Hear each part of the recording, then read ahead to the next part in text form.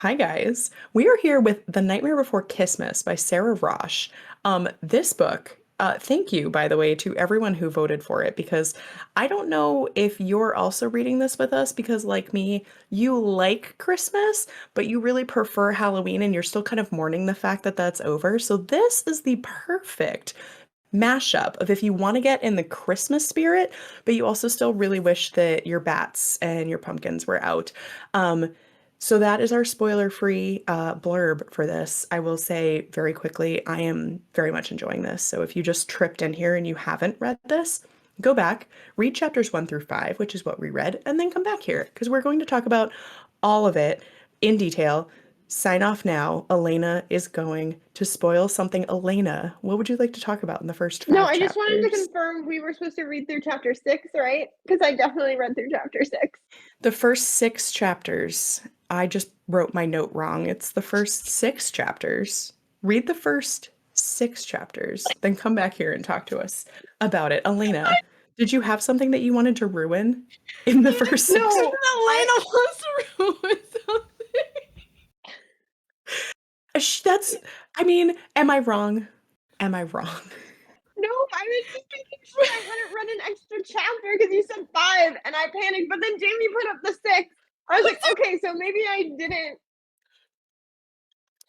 I do it did wrong. I did have to spend some extra time in our last episode for our last book, doing some editing wizardry because I said we were going to do some spoiler-free thoughts, and then Elena went right into talking about the end in explicit detail. So I'm coming off of that. That's where my head is at, because I'm the Fair. person that has to deal with the editing when this one has some things she needs to say. Anyway, we are talking about the Nightmare Before Christmas by Sara Raasch. Thank you for sticking with us. I hope that you're enjoying this book as much as we are.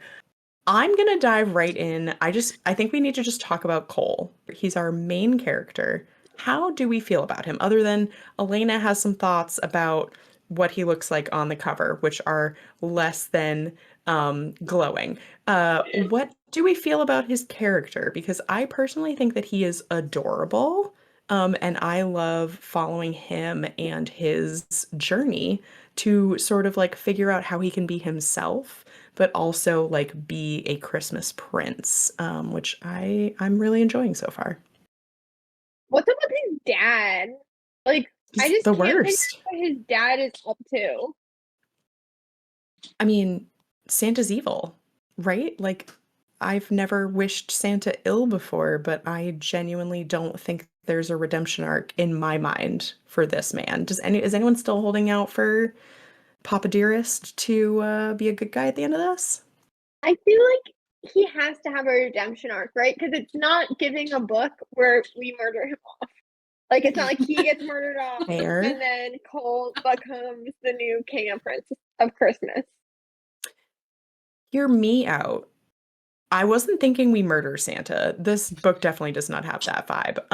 I was thinking more like we agree to disagree vibe at the end, where it's like he's a guy who's lived his life and he feels his feelings, but we don't have to condone that or want to be a part of it. Like I feel like that's where we're going. But do you think that they're gonna like make up and be okay with each other by the end of this book?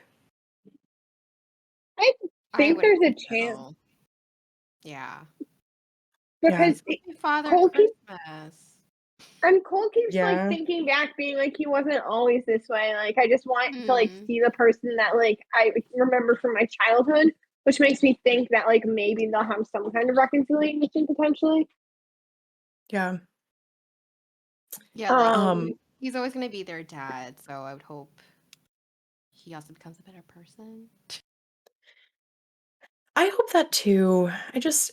I really hate him, like extremely hate him. Like what he's doing is awful. And I get that we've sort of seen that he doesn't realize that Chris, his other son, actually has feelings for Iris, the Easter princess. So like I'm not judging him so much for that part of it, which I think is honestly the worst, personally. But it's just like the whole arranging your kid's marriage, I'm not into it. Like there needs to be consent, and there's no one is consenting to this that is part of it. I don't like it. The end. Yeah, he doesn't seem to be listening to any of his kids. No. I don't know if it's just the book, but I also, for some reason, can't get out of my head the like opening scene to the Santa Claus that he's just gonna like fall off a roof and Cole's just like, Santa.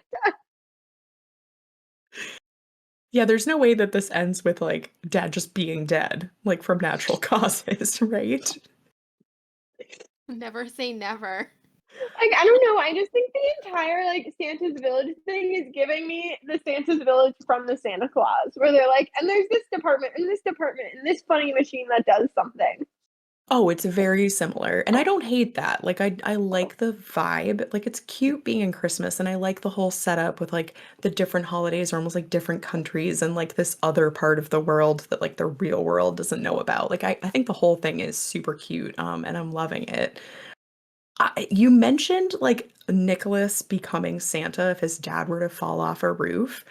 I personally do not see this ending with Cole being in Christmas. Do you guys? Because I am loving this like black and orange fingernail polish that he's got going on and like I would like to see him go over to Halloween and then Chris become like the new Santa with Iris. That's my current hope.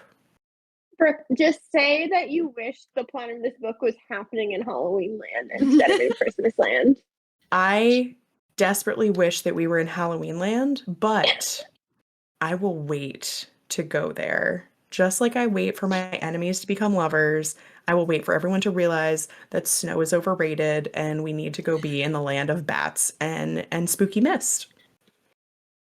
No, I 100% see Cole being Christmas at the end of this because like Chris doesn't want it any more than Cole does, and like I feel like we've gotten a lot of little snippets of Cole like not disliking Christmas as the holiday, disliking Christmas in the direction that his dad's been going with it, For sure. Yeah. and having like an idea of how it could be better. I did also love their like let's do it together thing. Like let's stick together and like make Christmas great. So like I'm not against that. I just also do wonder because this book has to end with him being in love with the Prince of Halloween. How are they going to make that work? I don't know. Yeah, I don't know either. I do want to see more Halloween though. Yes. Yes, please. Yeah, the minute Hex was like, I don't like cold, I was like, that one. Oh no. We lost Elena. No, I'm still here. I just turned off my camera for a sec. Um I got cold. You said the C word and then I was talking about triggered getting it. cold, so you had to go get a jacket. I hear Yeah, you. look at how much more Christmassy I look now. You do look more Christmassy. Tis the season. More Um, Halloweeny. Halloweeny? yeah, Halloweeny. Oh my goodness. Because we're talking about the current Santa, whom I despise, I need to bring up my one, well, not my only theory, don't worry. The current theory that I'm thinking of, which I think has to do with the current Santa. We had a weird scene at the end of this section where the Santa, I was going to say the king, he's the Christmas king, where King Christmas put his hand on Hex like a little too forcibly, and I loved that immediately Cole was like, unhand the man that I have weird feelings about. But he seemed like really, really traumatized about what happened. Like he made eyes at Iris, and like Iris came over and like she helped like smooth out Hex's shoulder and like was there for him and it seemed too intense of a reaction to just be like, don't put your hands on the man that I love and like force him to do stuff. Do we think that there's some like trauma in there about like his relationship with his dad or like did his dad do something to his mom? Like I don't want to get too dark because this book does not seem like it's super dark, but I don't it just seemed really intense. Like did anyone else think there was something else going on there? Definitely felt intense. Yeah. And I just like the way it his it left like an imprint or something, like wrinkled through the Yeah. clothes. Like that's how firm he was holding on to Hex. Like why was that even necessary? So it makes me wonder, is he have like an arrangement with Hex or something? Or maybe there's something more traumatic? I don't know. Yeah. Cole just seemed like he was like next to hyperventilating about what was happening. I was like, is it just because he loves Hex so much? Which, oh no, like, oh bummer. I would hate that. But I feel like it was something else. I feel like I took it as a moment of like, oh, he just loves Hex so much, and his dad is Mm. kind of the worst, more so than anything like super traumatic. But also, I just feel like every time he's around Hex, he's like freaking out a little bit. when Yeah. when they were meeting, like all like Chris and Iris for the first time, and Cole hasn't said anything, like that was really funny to me. Left him speechless. Yeah, we have to dive right into the two of them. Like I am loving them. Like I didn't anticipate and like neither did Cole like Hex's reaction when he first meets him. Like it's so clear that Hex thought that like the Prince of Christmas just like wanted him to be like a notch on his belt, which honestly like for just one makeout session, I'm like it's a little dramatic, Hex. But I wasn't anticipating that he was just like feeling like he knew who he was and just didn't get in touch this whole time. Like that's so sad. But why did he follow him into the alley? Like, I feel like we haven't gotten a good, like, he was like, oh, I just wanted to see if you were at the bar. Is it just because he's low key obsessed with Cole too? I think he just wanted a piece of that candy cane. Like I think that's what he was going for. Other theories? Like that was my assumption that he was attracted to Cole and like sought him out on purpose. Yeah, that's currently what I have as well. I so far have zero other reasons for him to have done that. But then, like, he could have followed up too, and he didn't. Mm-hmm. And then he like ignored him when they first met. Now that we're saying this out loud, I am remembering that Iris was the one that like came out into the alleyway. So maybe Hex thought they were dating, which there's nothing to say that they aren't because now they're like pretending to be kind of almost engaged. So maybe it was that. Maybe that's why he disappeared. Maybe thinking that my favorite moment with them so far was Cole like watching Hex and Iris at the before the reindeer games, being like, "Wait, does she like him too? Would she rather be with him? Like, she knows I like him. She wouldn't do that. Would she do that? No." He's like spiraling. The love web that is going on in this book is a disaster. Like it's a disaster. But I love it. Yeah.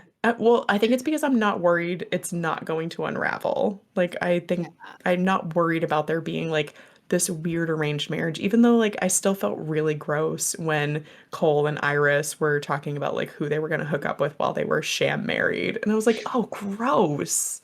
Gross. No, thank you. But like, there is such a web, but we have no idea who Iris likes. Like, I feel like Iris has so many secrets. I'm like, girl, what's happening with you? That's the other thing we got to talk about. What is Iris not saying? Because it seems like there's something that at least Iris knows, and possibly like Easter knows, but at the very least, Iris knows something and Cole does not. And I feel like Lily has something to do with that. Like Iris's sister Lily, like her engagement seems weird, but I don't know if I'm reading too much into it. Like, do you guys have an idea of what is going on that Iris isn't saying? No idea. It is weird that they never talk about Lily, but also in my head, like the whole Lily thing is just weird in general because it feels like Cole hasn't really interacted with Lily since they broke up. all that much, but also is best friends with her sister. Right. So it just felt like a weird dynamic to me. Yeah, no, same. I agree, but it does seem like every time Cole brings up Lily and like how she's engaged to one of the Valentine's princes, everyone's like, and subject change. I'm just like, what? And I think that it could just be the whole like Cole and Lily have a weird relationship, so nobody wants to talk about her with him. Like I get that. But also I feel like that could be a smokescreen for something else going on. Like, did Lily realize she doesn't want to do Easter? And she like broke off her engagement and ran away? Like, what's going on? I'm not sure. There's something going on, and I feel like it has to do with Lily. That's me personally.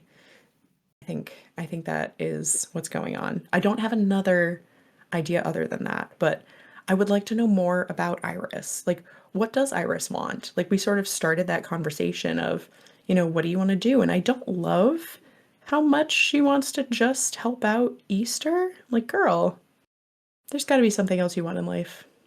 What I do know is Iris and Cole and Chris, I love the three of them. Like their three-way friend dynamic is my absolute favorite. Like their text chats are so funny and just the way that they all like look out for each other and like have this like loving friendship together.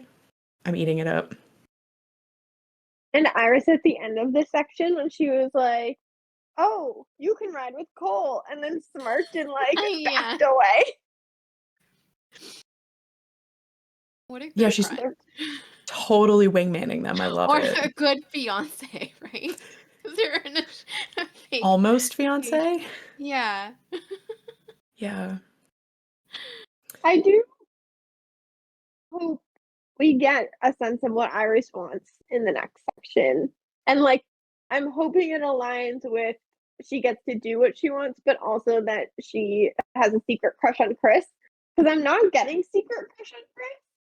It's giving like also just use Chris as a friend. Oh.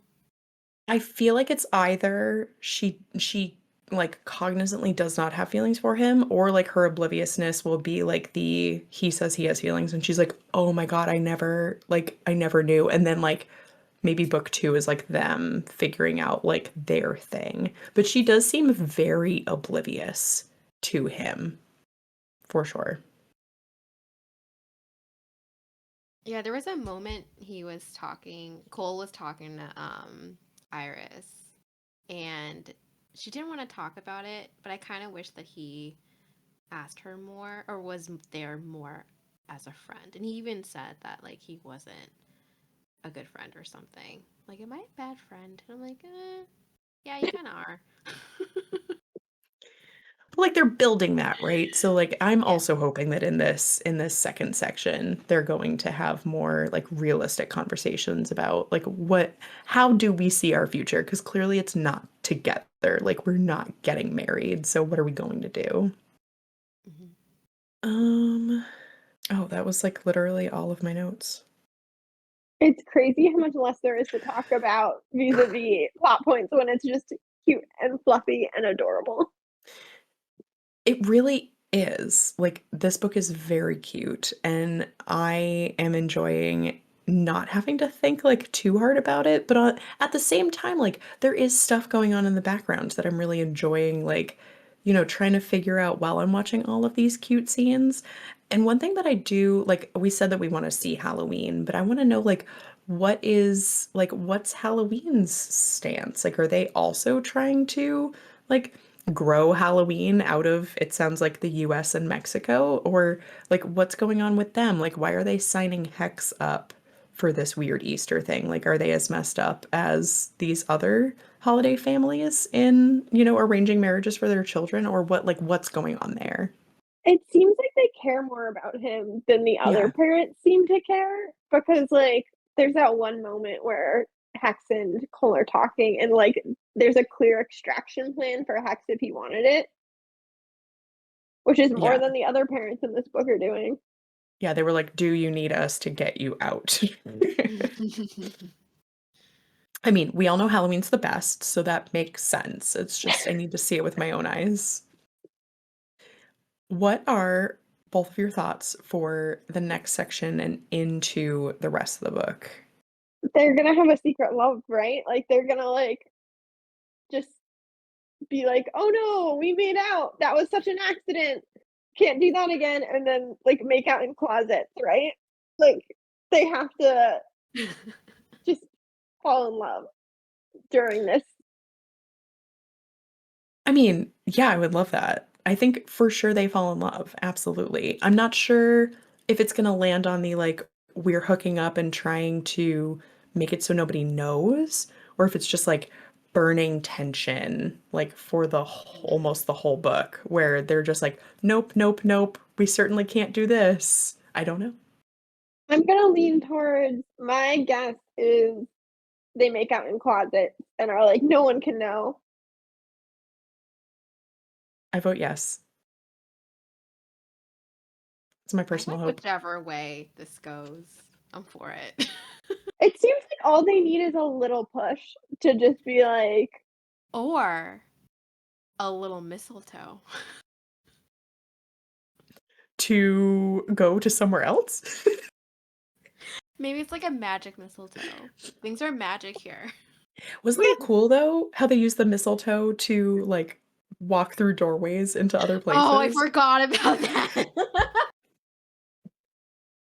That's what I thought you were saying at first. Like they're gonna use it to make a parallel like a trap door somewhere.